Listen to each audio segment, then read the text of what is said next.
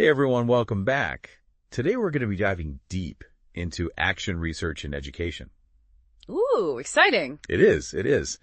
Specifically, we're looking at two approaches, and I think you know where I'm going with this, collective and individual action research. Awesome. So you sent me a bunch of research on this, and I'm really pumped to dig into it with you. Great. So today, we're going to figure out how these methods can really help teachers, become better at what they do. Right. And how that ultimately benefits their students, which is the goal. Absolutely. We'll explore those pros and cons, figure out when one approach might be a better fit than the other. Love it. Are you ready to jump in? I am. Let's do it. Okay, great. So before we get into the nitty-gritty of those approaches, I think it's super important just to lay down like a solid foundation. For sure. So for anyone listening who might be new to this idea of action research, could you give us a clear, concise definition of what it actually is? Absolutely. So action research is a cyclical process that involves planning, acting, observing, reflecting, and then using those reflections to refine your plan for the next cycle. So it's not just a one-time project. It's like an ongoing cycle. It's an ongoing cycle of improvement. Ooh, I like that. Yeah, think of it like a spiral staircase. Okay. Each cycle takes you a step higher, building upon what you learned from the previous one. I love that visual, like going up and up. Yeah, it's a powerful way to not just keep up with trends in education, but to lead the way by becoming a researcher in your own right. Okay, so kind of taking ownership of your own professional development almost. Exactly. And that firsthand knowledge that you have as a teacher is invaluable. Right. And so action research allows you to harness that and use it to address challenges that you are facing. That you're seeing, like right in front of you. Exactly. And to make a difference for your students. That makes a lot of sense. Yeah. All right, I think that's a really good foundation. So let's dive into the first approach we're going to discuss. Okay. Collective action research. Awesome. So this involves teachers working together. Yes, working together. So I'm kind of curious about some real-world examples of how that collaboration actually plays out, like in the action research cycle. Yeah, absolutely. So one great example is a school in California that was trying to implement a new literacy program. Okay. And they decided to use collective action research to make sure that implementation went smoothly and was effective. So this is like all the teachers at the school or just a group? A group of teachers from different grade levels volunteered to participate. Okay, got it.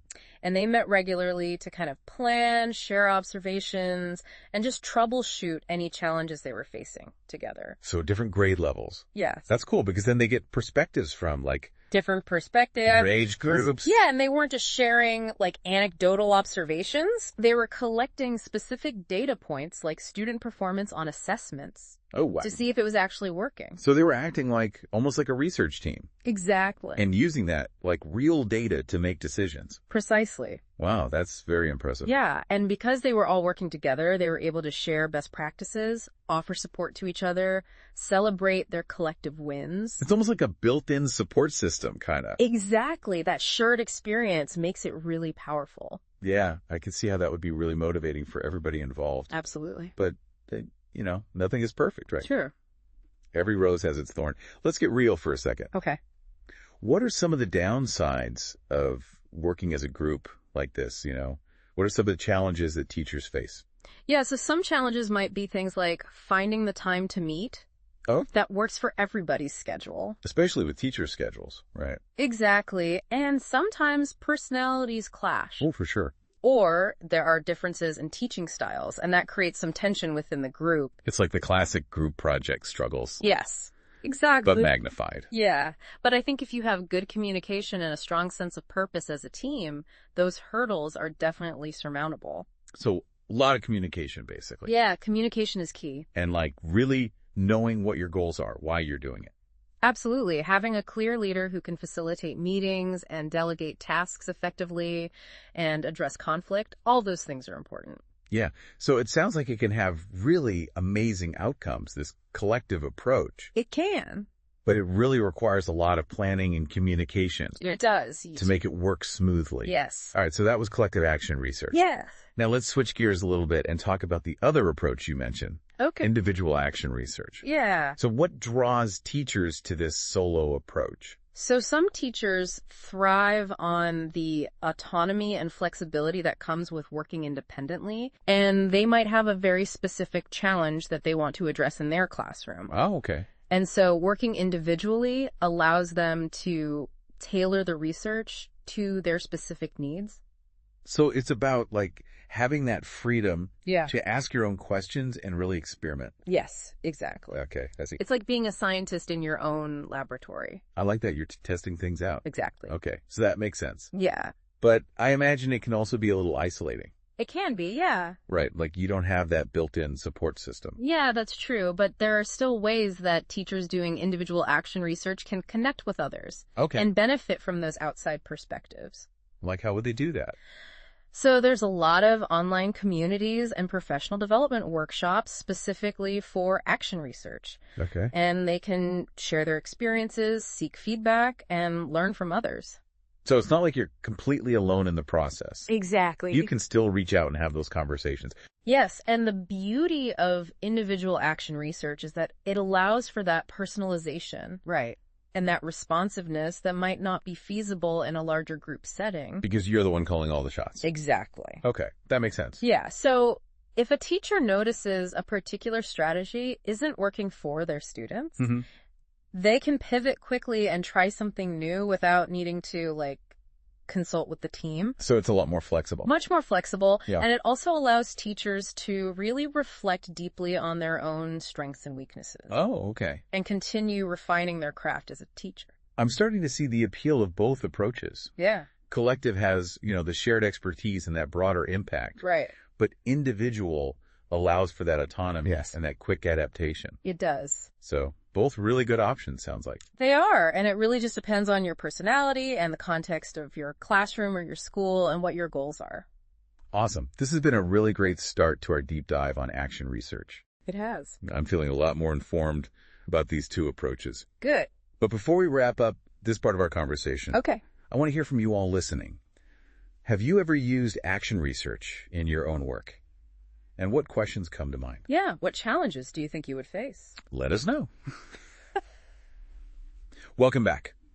We left off talking about some really cool real-world examples of action research, like that science teacher who had students present about climate change. Oh, yeah. That one was awesome. Really inspiring. Yeah, and I'm excited to dive even deeper into this, kind of get even more practical. Okay. Sounds good. We talk about like what action research I ask and why teachers might want to use it, Right. both individually and collectively. Mm-hmm. So now I want to know how do you actually do it?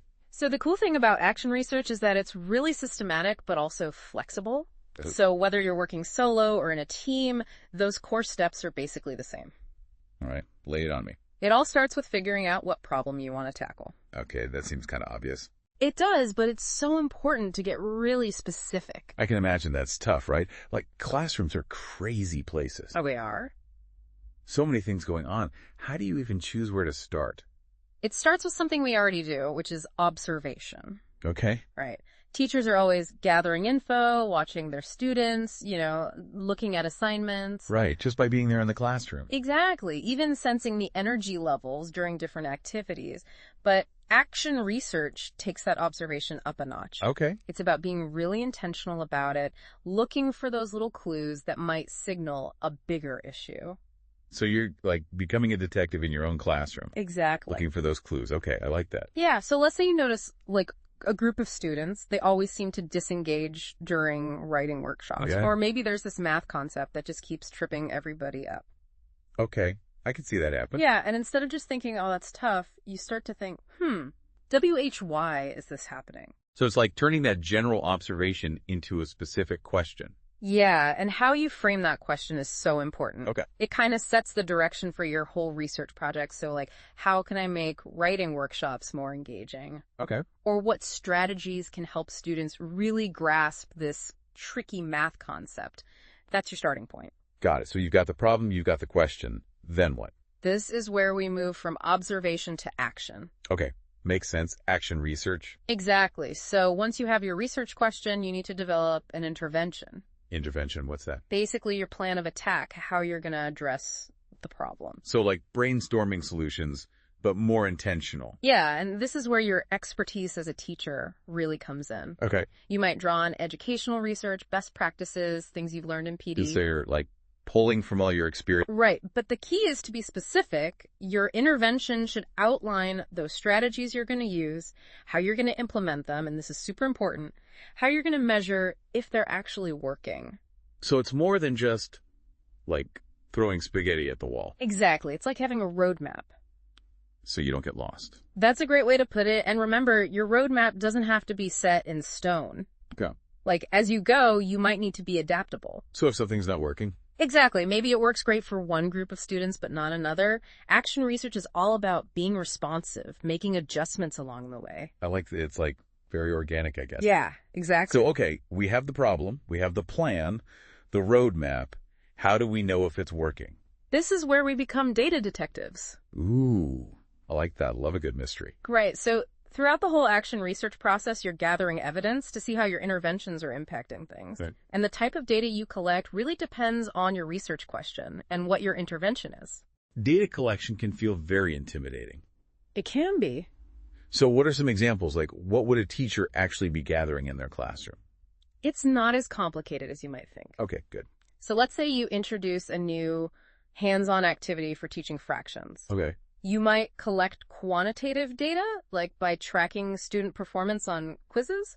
So like numbers, hard data. Exactly. But you also might want to gather some qualitative data. Okay, what's that? To capture those things that numbers just can't show you. Got it. So like more observational stuff? Yeah, so you could watch students during the activity. Are they working together? Okay. Are they asking questions that show a deeper understanding? Okay. You could even have them keep learning logs. Oh, interesting. Yeah, to write down their reflections. So it's like getting their perspective. Exactly. Okay, I like that. And the key is to be consistent, collect data regularly throughout the whole intervention. Got it. So you can really track what's happening. Yeah, see if those changes are actually moving you towards your goal. Okay, that makes a lot of sense. I'm feeling a lot less scared of data now. Good. But what happens when you have all this data? Well, then you have to analyze it. Okay, that sounds hard. It's about turning those numbers and observations and reflections into insights. So you're not just looking at the data, you're thinking about what it means. Exactly. And how you analyze it depends on what kind of data you've collected. Yeah. For quantitative data, you might calculate averages, look for trends, compare scores before and after the intervention. Right. So you're looking for those changes to prove it's working. Right. But don't forget about the qualitative data. Okay. Looking at student reflections, your observation notes, even your own teaching journal that can show you things that the numbers might miss. So it's like you're putting together a puzzle. That's a great way to think about it. Using all those pieces to get the whole picture. Exactly. And this analysis part is so important. Okay. Because it's where you go from just gathering info to making real decisions about your teaching. So it's where the rubber meets the road, so to speak. Yeah, I like that. So we've got the problem, the plan, the data, then what? What's the final step? The most important step is reflection. Reflection. Okay. Yeah, this is where you take a step back and look at the whole process. Ask yourself the hard questions. Like what? Like, did this actually work? What surprised me? What would I do differently next time?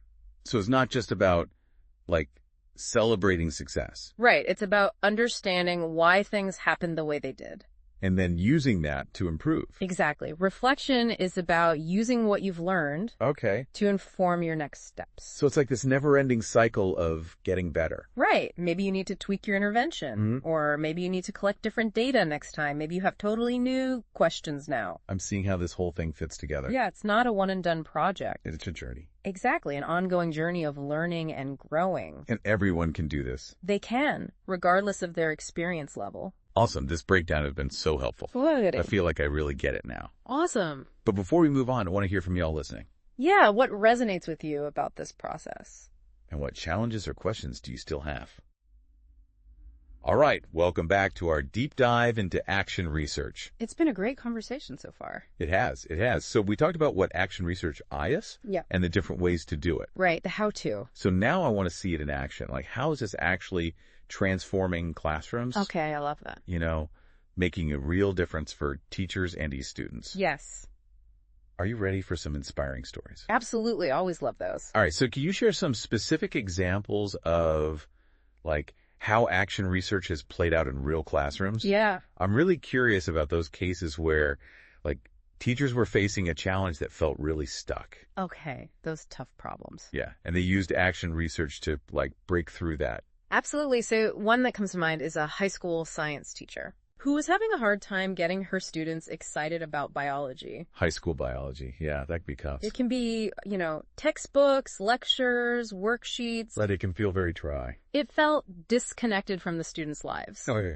So she decided to try action research, and her question was, how can I make biology relevant and engaging for these kids? So she wanted to bring it to life, make it real for them. Exactly. Bridge that gap between the textbook and their actual world. I like that. So she started by just talking to them. Talking to the students. Yeah, asking them what they were interested in, what they cared about. Okay. It turned out a lot of them were passionate about environmental issues, especially climate change. That's very topical. It was, and she realized this is my in.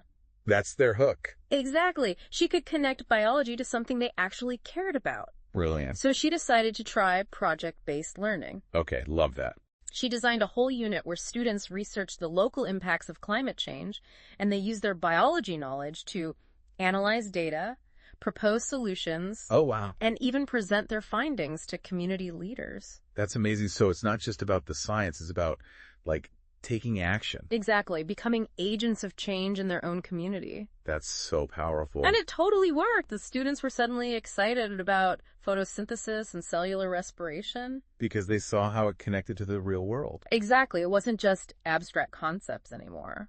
That's so cool. Did she collect data to see how this approach was working? She did, yeah. Like what kind of data? So she tracked student engagement, how much they were participating in discussions. Okay. And she had them keep journals to reflect on their learning. Oh, I like that. And she looked at their final projects, how much they understood, how creative they were with their solutions. Those presentations to community leaders must have been amazing. Oh, yeah. So that's one example. But action research can also work on a school-wide level, right? Absolutely. It can tackle those bigger systemic issues. Give me an example, like what kind of school-wide challenges could it address? So imagine a school that's struggling with an achievement gap. Okay, a lot of schools face that. They do, and the teachers are concerned, but they're not sure where to start. Yeah, it can feel very overwhelming. It can. So they decide to use collective action research to investigate this. Their question is, what's causing this gap, and how can we fix it? So they're taking a step back, looking at the whole system. Exactly. Okay. And they form a team, teachers, administrators, even parents and community members. Oh, wow. That's very inclusive. It is. It's important to get those diverse perspectives. Right. So they've got the team. What does it do next? They start gathering data. Okay. Like what kind of data? So they're looking at student demographics, test scores. Okay. Hard numbers. Yeah, but also surveys to get student perspectives. So they're trying to understand the experiences. Exactly. And their findings show some interesting patterns. Like what? They discover that certain groups of students are more likely to be placed in lower level classes. Okay. They have less access to advanced courses, fewer opportunities for enrichment. So it's not just about individual ability, it's about the opportunities they're given. Exactly. It's systemic. So they've got this data. What do they do with it? Well, they use it to create a plan of action. Yep. They advocate for more equitable placement policies. To make sure everyone has a fair shot. Exactly. They create mentorship programs, expand access to those enrichment activities. So they're really trying to level the playing field. They are, and it's all driven by the data they collected through action research. That's so powerful. I love how action research isn't just about like teaching strategies. Right. It can really address these bigger issues of equity. It can. It gives educators the power to create real change. Okay. I'm feeling very inspired by all these examples. Good. That's the goal. And I'm ready to apply this to my own work.